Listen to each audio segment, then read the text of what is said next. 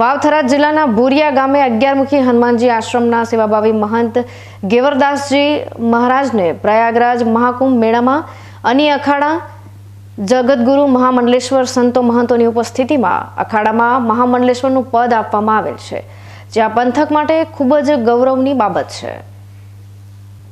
શ્રી 1008 શ્રી મહંત મહામંડલેશ્વર ગેવરદાસજી મહારાજ ભુરિયા મુકામે 11મુખી હનુમાનજી આશ્રમમાં સતત સેવાકીય પ્રવૃત્તિ કરી રહ્યા છે. આ જગ્યા 11મુખી હનુમાનજીની જોધપુરી લાલ પથ્થરમાંથી 31 ફૂટ ઊંચી સમગ્ર ભારત વર્ષની એકમાત્ર વિરાટ પ્રતિમા નિર્માણ પામી છે. કોરોના કાળથી વિશ્વ કલ્યાણ અર્થે સતત દર શનિવારે સુંદરકાંડ પાઠ થઈ રહ્યા છે. આ શનિવારે સતત 223મો પાઠ ભુરિયા શાસ્ત્રી વિક્રમભાઈ દવેના કંઠે તથા પ્રયાગરાજ મહાકુંભમાં ગેવરદાસ બાપુના કંઠે થયો હતો. હવેથી દરેક કુંભ મેળામાં 11મુખી હનુમાનજી ભુરિયા શ્રી કુંભારજી નગરના નામથી ખાલસા ખોલવામાં આવશે.